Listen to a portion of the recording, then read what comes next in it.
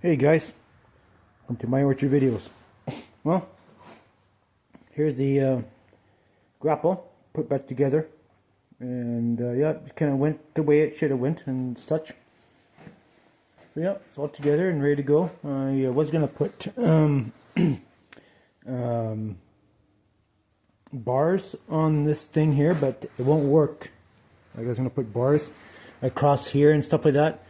On one side I can, but not the other, because what happens is the claws come in, right?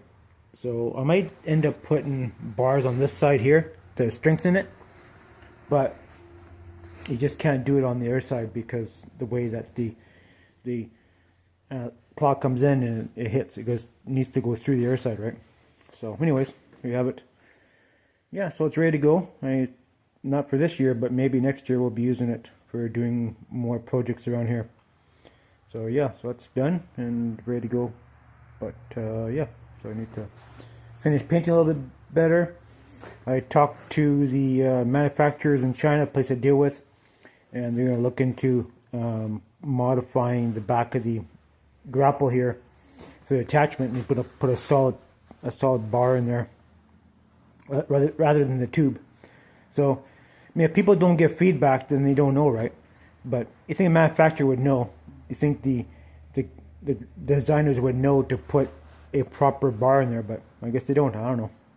It's ridiculous. Even if you had to put a heavy wall bar in there, tube, something was like 1/4 inch or 1/8 inch or well, at least quarter to half inch tube, then that'd been okay. But like a 7/8 to 1 inch bar in here is ideal.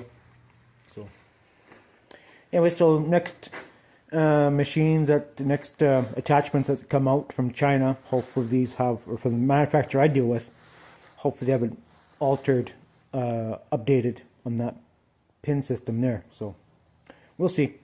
You can't, it's hard to deal with Chinese manufacturers because they're all trying to save money and trying to sell you the cheapest product they can. Well, save you money or make them money, however it works. We may end up buying another mini excavator in the future here for ourselves, and probably going to be buying another 1 ton for ourselves. But I want to get one with expanded tracks and such, and be my personal machine for using it for projects coming up in the near future, mostly for making money. So yep, going down the rabbit hole again. So anyways guys, thanks for watching my video, and yeah, if you have questions about modifying your log grapple for brakes, put something in the messages or in the comments below. I'll be able to help you out. But it's straightforward. I mean, you have a welder, you have a torch, grinder, and simple tools. You can fix this for brakes. It's not a big deal. So alright guys, thanks for watching my video. Bye for now.